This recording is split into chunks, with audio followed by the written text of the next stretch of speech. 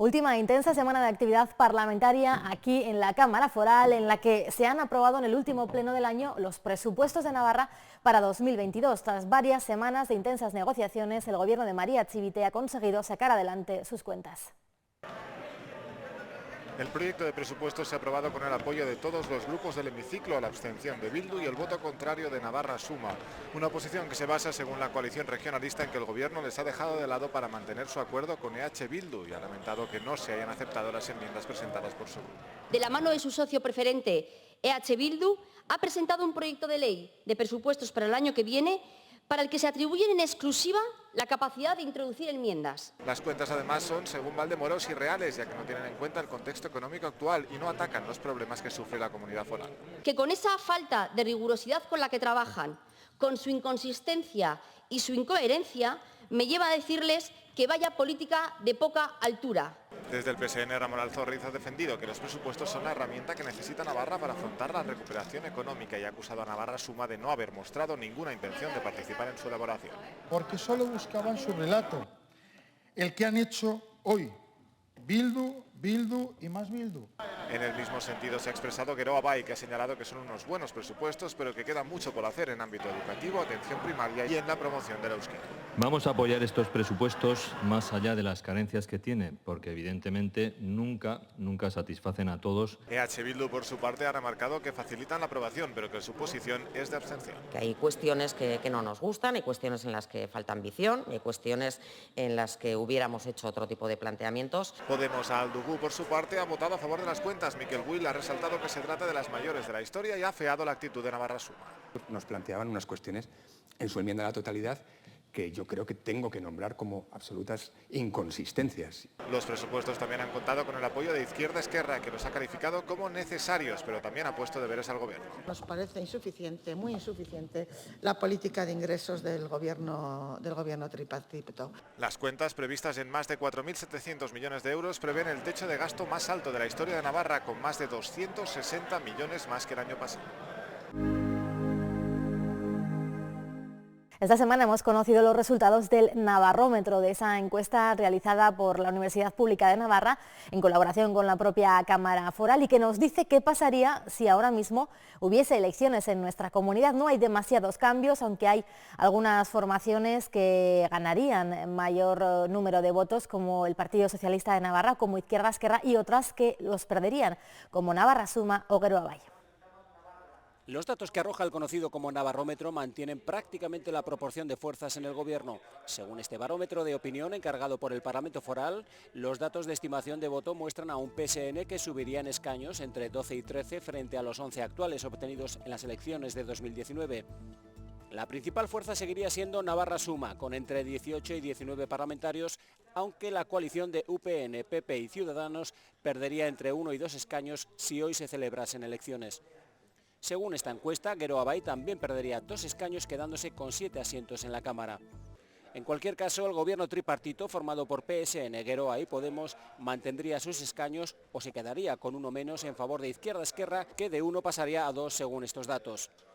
EH Bildu, con 7 parlamentarios, mantendría los suyos y seguiría en su papel de bisagra para conformar mayorías. Según el Navarrómetro, Vox no entraría en la Cámara Foral al no conseguir el 3% mínimo de votos. Ni la pandemia ni sus consecuencias parecen pasar factura al Ejecutivo de María Chivite. Más de un 46% de los encuestados cree que el Gobierno ha gestionado bien la crisis sanitaria frente a casi un 16% que considera que lo ha hecho mal.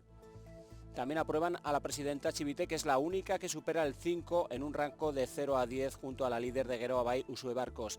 El resto de portavoces del Parlamento suspende, siendo el de Navarra Suma, Javier Esparza, a juicio de los encuestados, el líder peor valorado. Sobre la situación económica, más de la mitad considera que es buena, un 51% frente a un 22% que cree lo contrario, que es mala. En cualquier caso, la mitad de los encuestados cree que esta situación mejorará el año que viene. La encuesta recoge también los principales problemas de Navarra, de los que llama la atención el tráfico, al frente de una lista donde el paro y los problemas relacionados con las autonomías ocupan el segundo y tercer puesto. Desaparece de esa lista el problema del terrorismo y son el paro y la sanidad los dos que más afectan de manera particular.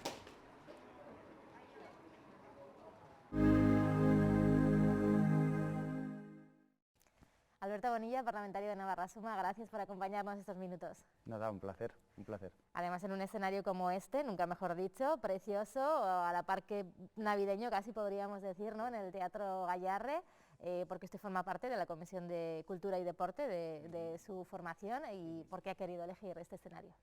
Bueno, porque vamos a hablar un poco del monotema, ¿no? Pero yo creo que desde hace 2 años, desde que empezó la pandemia, hace un poquito menos de 2 años, la cultura ha sido uno de los sectores más perjudicados, siempre ha sido el último, ¿no?, en salir en el momento en el que las restricciones se iban aligerando un poco, íbamos haciendo un poquito más de vida. La cultura siempre le ha costado un poquito más y yo creo que este escenario, ¿no?, y sobre todo el poder verlo otra vez lleno, como ha ocurrido en los últimos meses, pero espero que así siga de ahora en adelante, pues bueno, es una forma de apoyar también a un sector que ha sufrido mucho, que ya era un sector precario de por sí y que con esta crisis de la pandemia se ha agravado mucho más su situación. ¿Ya no está en peligro ahora mismo la cultura? Bueno, la cultura, como decía, siempre ha sido el sector productivo, porque hay que tenerlo en cuenta, no es solo ocio y entretenimiento, sino que también es un sector muy fuerte y sobre todo aquí en Navarra también es un sector que genera un impacto económico muy potente, pues, pero siempre ha sido un sector que a pesar de eso se ha dejado un poquito de lado, ¿no? Se demuestra en el propio Parlamento que es la última de las comisiones, el último de los departamentos, y cuando se hace una pregunta en el Pleno es a la última consejera a la que se le pregunta, ¿no?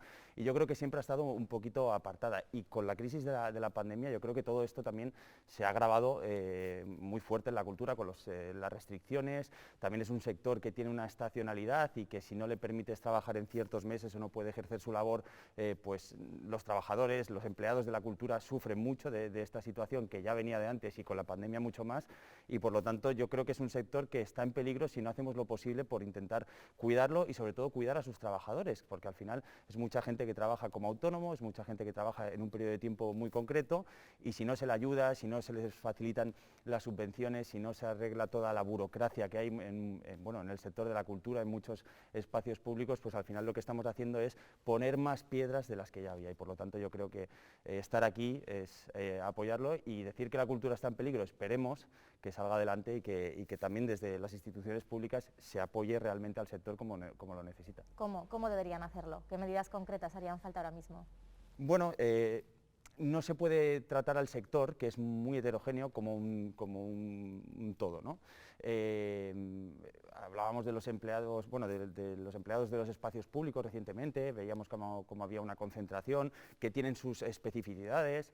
Luego también cuando hablamos de los grandes promotores también tienen sus propias situaciones concretas que hay que tratar. Por lo tanto, cuando se hacen medidas no se puede llevar a cabo una medida en la que se agrupe a todo un sector, porque el sector es muy diverso, muy heterogéneo y hay que tratarlo de forma concreta. Yo creo que hay que tener en cuenta lo que decíamos de la estacionalidad, la temporalidad, ¿no?, de muchos trabajadores. Aquí en Navarra, por ejemplo, cuando hablamos de las bandas, ¿no?, las bandas ejercen, las charangas, es una labor propia de ciertos meses o de ciertos momentos concretos, y por lo tanto tratarlo como si fuese un sector todo de la misma forma, yo creo que no se tiene que hacer así. Entonces, ¿cuál es la fórmula para atender a la cultura y atenderlo y atender las necesidades que tiene? Tratar a cada público, a cada gente de la cultura como una cosa concreta, como un público específico al que hay que ayudar. Si no lo hacemos desde las instituciones públicas, lo único que hacemos es seguir poniendo trabas. Hablábamos también de la ley de contratos, las subvenciones que se dan. No puede haber, por ejemplo, por poner una institución, el Orfeón Pamplonés o la Orquesta Sinfónica de Navarra no puede estar pendiente de si va a recibir una subvención o no la va a recibir, dependiendo de pues, si llega a los plazos o no. No pueden estar 6 meses esperando a ver si van a poder realizar sus proyectos. Por lo tanto, tenemos que intentar facilitar toda esa burocracia que sigue existiendo y hacer que la cultura de una vez por todas despegue, porque lo necesitamos, porque como decía es un sector productivo muy importante. ¿Es usted mucho de ir a conciertos, espectáculos? ¿Qué le gusta ver como público, como espectador? Bueno, realmente lo que me gusta más de todo es la música, pero me da igual, o sea, teatro, danza, ver música, poder ver espectáculos al aire libre, que pueden ser de cualquier tipo de tema cultural, o sea, creo que de todo lo que ha habido en los últimos meses, posiblemente la música en vivo y la música de grandes eventos, de festivales como los que se estaban haciendo en Navarra, o de grandes eventos como puede celebrarse en Navarra Arena o en Baluarte, han sido los que más perjudicados han salido, y sobre todo son los que más me gustan. Por lo tanto, nosotros también desde Navarra Suma, desde mi formación política, hemos intentado darle un empujón, intentar no ser agresivos con las medidas, sino pedir que si se piensa de verdad que la cultura es segura, ir facilitando para que esta se pueda dar en muchos lugares. Y ahora nos vemos en una situación en la que volvemos a hablar de que igual los aforos se recortan, pues tendremos que intentar facilitar. Si creemos en una cultura segura, tendremos que facilitar también que haya actividad. Sin actividad el sector se muere. Tienes 31 años, es el parlamentario más joven ahora mismo en la Cámara Foral. Desde ese punto de vista, ¿cree que el Parlamento de Navarra tiene en cuenta la juventud a la hora de tomar iniciativas, aprobar leyes, ¿se tiene en cuenta realmente la juventud? Bueno, voy a explicar una cosa. Recientemente tuve la posibilidad de estar en un encuentro en el que se hizo un estudio sobre la juventud en la política, ¿no? Y cuando hablábamos de juventud hablaba de personas que se dedican a la política de menos de 40 años, y a mí me parece sorprendente, por ejemplo, que en el Gobierno de Navarra, en un puesto directivo, en un puesto de alta responsabilidad, no hay ninguna persona menor de 40 años. Eso en el plano del Ejecutivo. En el plano del Parlamento, bueno, pues creo que falta un componente de juventud. Se dice que se apuesta por la juventud, pero eso tampoco se ve en las instituciones públicas, y en parte lo entiendo, porque la política, al menos desde el punto de vista mediático, siempre está como muy denostada, ¿no? Los políticos no llegan a acuerdos, la política no sirve para nada, votar a los partidos no sirve para nada, y creo que ese mensaje acaba calando en la juventud, y por eso la gente no quiere meterse en política y no quiere hacer política, que es donde realmente se pueden cambiar muchas cosas. Por lo tanto, yo creo que se habla poco de juventud en el Parlamento. Creo que además desde el propio Gobierno, y he puesto un ejemplo, hay veces que no se predica con el ejemplo, y a mí me gustaría que fuese cada vez más y que la juventud fuese muy ligada a un montón de sectores. O sea, simplemente que no fuese una cosa específica, sino que fuese también una cosa transversal. ¿Qué hace la juventud en la cultura? ¿Qué hace la juventud en desarrollo económico para emprender? ¿Qué hace la juventud desde el punto de vista de la salud? Pero me gustaría que fuese algo transversal. A veces se nos trata como un nicho, y como un nicho muchas veces se nos arrincona. Y yo creo que lo que hay que intentar es expandir esas políticas hacia algo un poquito más transversal.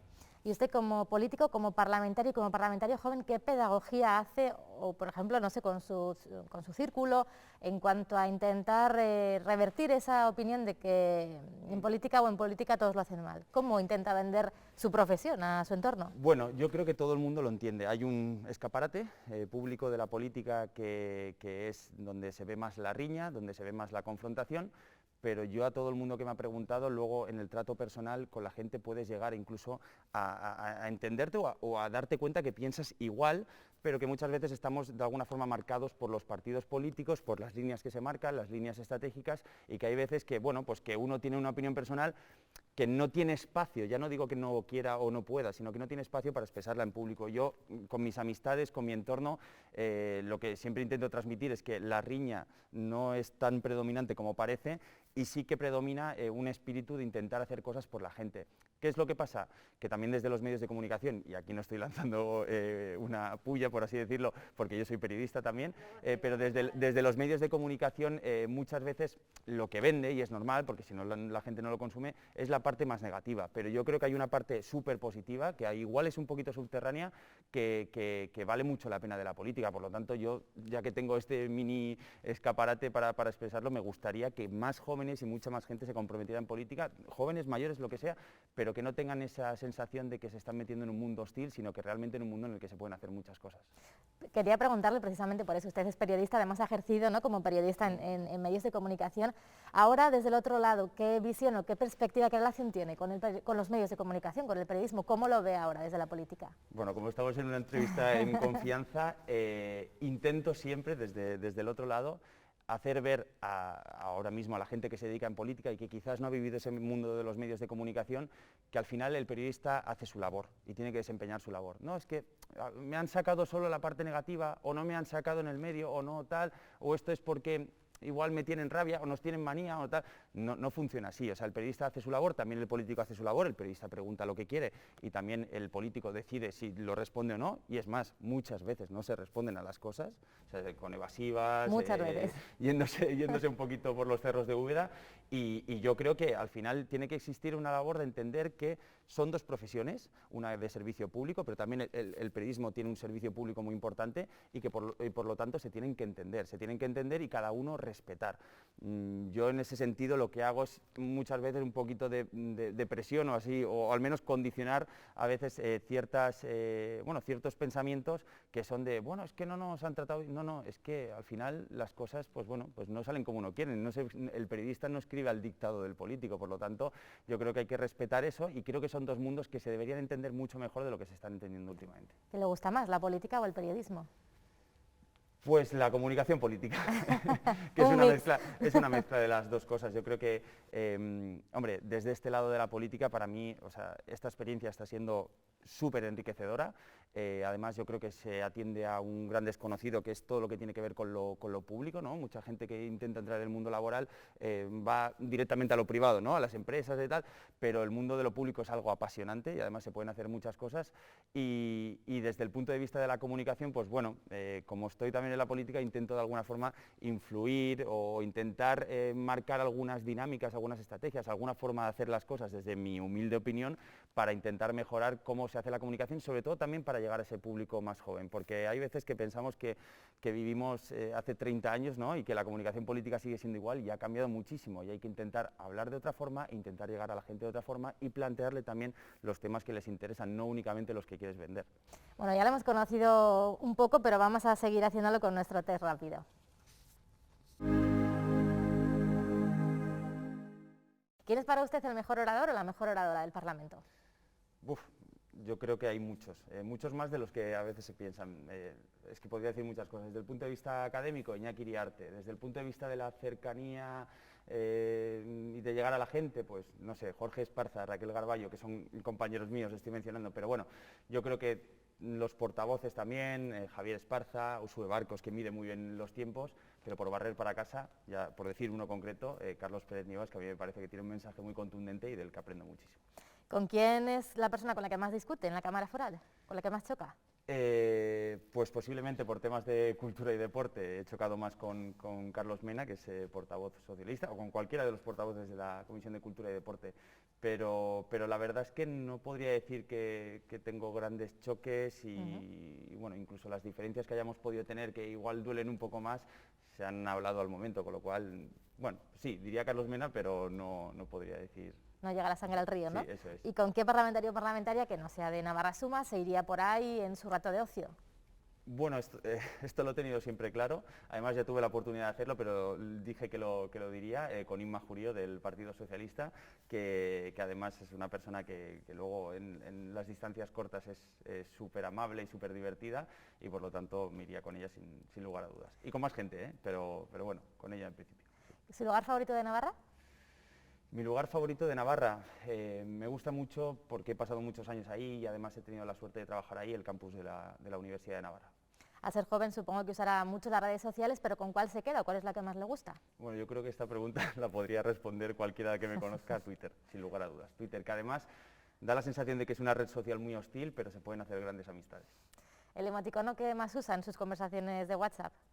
El del abrazo. ¿Y la serie que está viendo? Pues ahora mismo, mira, estoy viendo la tercera temporada de Vota Juan, que se titula Venga Juan, y que está muy bien porque también ayuda a uno a reírse de sí mismo y del oficio que ahora desemplea, que en este caso es transitorio, la política, pero es muy graciosa y se la recomiendo a cualquiera que quiera pasar un buen rato y un rato ameno. ¿Una persona que sea su referente? ¿Personal o...? Puede ser personal o político. O sea, personal, mis padres, mi hermano, mi pareja, que la admiro muchísimo, y mediático, pues mira, mediático diría Jordi Sabaté Pons, que es un enfermo de ELA, posiblemente una de las personas junto con Juan Carlos Unzué, uno de los más mediáticos, y que me parece que hace una labor impresionante, o sea, impagable por dar a conocer la enfermedad y dar a conocer la enfermedad de una forma que es muy difícil hacerlo, que es con mucha alegría y con mucho entusiasmo. ¿Dónde se ve cuando termine esta legislatura? Pues espero que, bueno, esté donde esté, hablando bien de Navarra, intentando ayudar un poquito a Navarra. La verdad es que yo lo digo siempre, o sea, esta etapa que dura 4 años es una legislatura, siempre y cuando no se acabe antes, es un regalo porque es una forma de aprender muchísimo, de crecer muchísimo y sobre todo de poder ayudar a la gente, aunque sea en pequeñitas cosas, pero a poder ayudar a la gente y por lo tanto, sea donde sea en política, sea en comunicación, sea en periodismo, ¿no? Pues estaré intentando llevar el nombre de Navarra como persona que viene de fuera pues a todas partes. Alberto Bonilla, gracias de nuevo por habernos ofrecido estos minutos. Nada, muchas gracias a vosotros, un placer. Gracias.